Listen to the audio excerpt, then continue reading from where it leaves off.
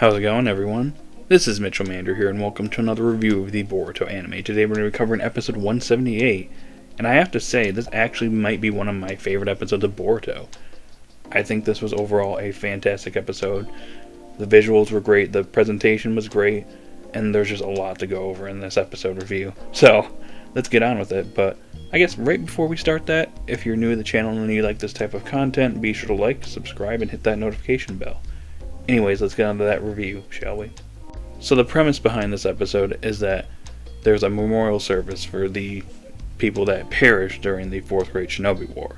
And there's a lot of notable examples like Shikamaru and Ino's fathers, Neji, and several others. But anyways, everybody's gathered, and I like the fact that the newer generation are here. They're basically here to pay tribute to those that passed away in this war. And I like that even though they haven't experienced war, they're able to kind of learn from their parents or their grandparents about what happened in this war and previous wars. So I thought that was really nice. Now after the memorial service, Shikamaru and Ino are talking, and they're talking about their fathers and kind of what they went through, and we get to see a flashback of what happened back then, which I thought was a really nice touch. I like the fact that they did a flashback here. It actually worked very well. It shows, Ino and Shikamaru are reflecting on what happened back then when they were in the middle of facing off against the Ten Tails. And basically, Shikamaru's father gave his last order to his son. And throughout the episode, Shikamaru was wondering if they did that because they believed in them, or if it was just to boost morale. He's not really sure, and it's something that seemingly has been plaguing his mind for a long time. Anyways, Ao arrives on the scene, and he's here in the Hidden Leaf Village for two reasons. Number one, he's here for the memorial service so he can pay tribute to those that fell in the Fourth Great Shinobi War, especially those that died in HQ when he was the only survivor. And number two, he's there to check up on his prosthetics with Dr. Katasuke, who happens to not be in. So he goes to leave, probably go back to the memorial service, and he happens to run into Mujino. And oh boy, anime onlys are in for a bit of a surprise in the next couple of episodes, or next month or two of the anime. Because, yeah.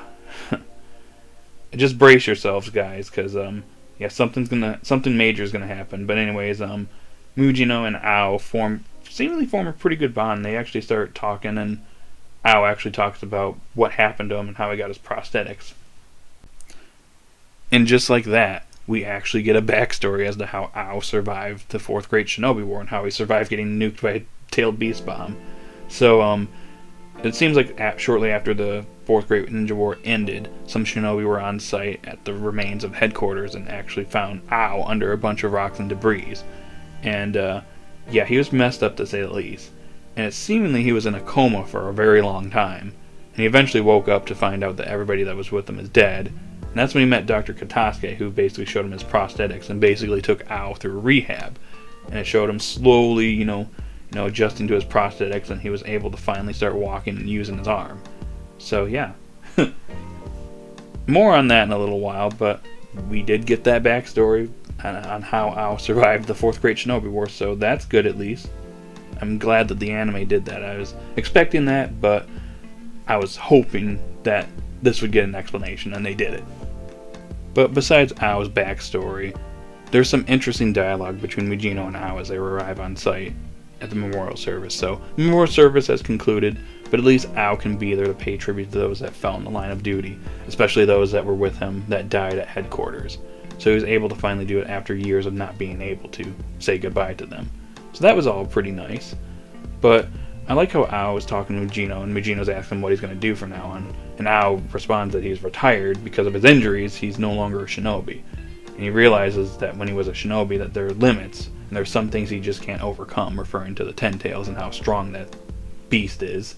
But anyways, I like what Ao says here. He says that maybe, my new goal now is to help somebody without being a shinobi. Basically, my new goal is to be useful to somebody's life that doesn't involve me being a shinobi. So I thought that was pretty interesting. So Shikamaru and Ino actually end up meeting up with Mujino and Ao. And this was a very powerful scene in my opinion. I'm not gonna lie, guys, I actually teared up watching this scene. So Shikamaru asks Ao the thing that's been burdening him this entire time. Since Ao was there when, the tailed beast bomb hit, and he was there for Shikamaru and Ino's dad's final moments. So he asks Ao, poses the same question, whether the reason why they gave him the final order was because they believed that they could stop the Ten Tails, or they just did it to simply boost morale. And actually, they did this pretty well, in my opinion, because they did it through flashback, because Ao actually pondered the same thing right before the tailed beast bomb struck. He asked them, and basically the response was, he did it because he's proud of them. He knows that, they can carry on his will. And this is where the waterworks came, because Shikamaru and both Shikamaru and Ino just start tearing up. And that answers Shikamaru's question. And that was really well done in my opinion. So I gotta say, guys, I thought this episode was fantastic. In fact, this is one of the best Boruto episodes to date. I think this actually may be my favorite transitional episode to date. And this episode is great for a number of reasons. The presentation is great, the visuals were amazing, the story itself was well done. But I think one of my favorite things is that this episode basically bridges the original series with the new series. With the original series with the Fourth Great Shinobi War, and then the new series with this memorial service and, the new generation learning about what happened in that war, and they're basically honoring the dead.